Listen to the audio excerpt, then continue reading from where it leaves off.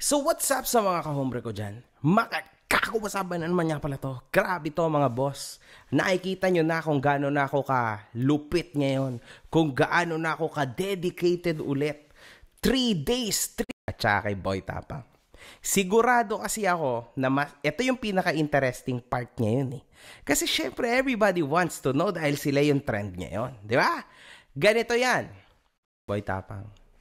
Nakatulong siya sa mga events ko at saka pero tinulungan ko din siya. So, you know, balikan lang kami ng tulong sa isa't isa. Hindi ko yan para siraan sa inyo. Pero ito, bilang kaibigan ako ni Ronnie, di ba? Tsaka ni Boy Tapang. Gusto ko sabihin, Boy Tapang, alam mo bro, sa totoo lang, isa kang mahusay na bata. At the same time, ikaw ay mahusay na influencer. Matapos matanggal yung Facebook mo and all that noon in the past, nung humingi ka ng tulong sa akin, tapos doon tayo naging magkaibigan, you know, doon ko napansin na mahusay ka, okay yung pagkatao mo. In fact, from kumakain ka ng tae, kung ano-anong kinakain mo, to this is a freaking big leap. Kahit ako, hindi ko kaya yung ganyan. So, you did well, man. Kaso lang, si Boy Tapang, mga kahombre ko, ay sobrang tanga. Kung ano ang itinalino niya pagdating sa content, ganun siya. Humiram ng 30,000 pesos na may monthly na buhay, lalo na sa kanyang buhay pag-ibig. Alam naman natin na naka-MJS po ito at kung saan yung nakaraan niya, which kinontent ko din naman, yung tungkol doon sa ex niya na suga pa sa... Yung ngayon, Boy Tapang, yan na naman. Bumabalik na naman yung pagkatanga mo, bro. Tulad nito ngayon. Marami pa dyan na mas maganda, mas maayos dyan kay Cherry White, pero si Cherry White ang pinili mo. Mapapansin nyo din, ito pa, isa pa. Si Cherry White, Boy Tapang this time, ay kilala bilang manggagamit ng mga pangit. So, alam mo yun, bro.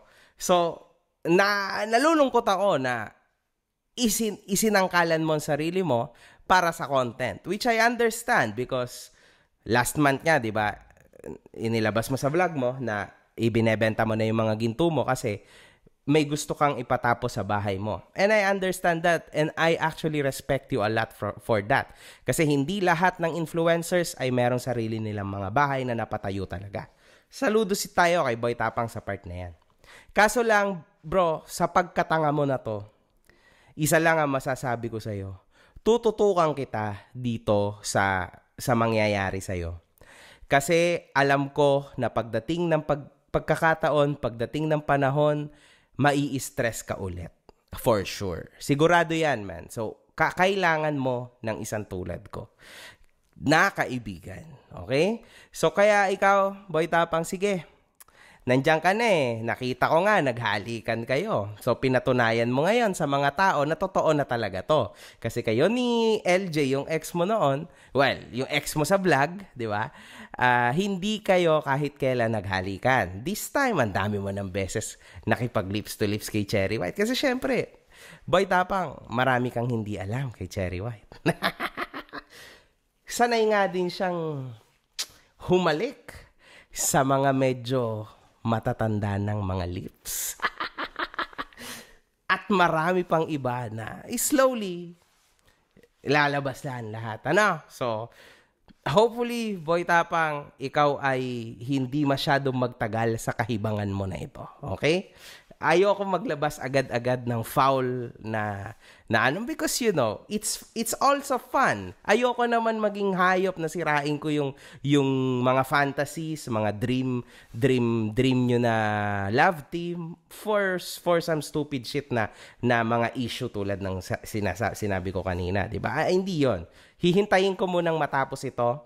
Hihintayin ko muna, Boy Tapang, na lokohin ka ni Cherry White. Which mangyayari 'yon, okay?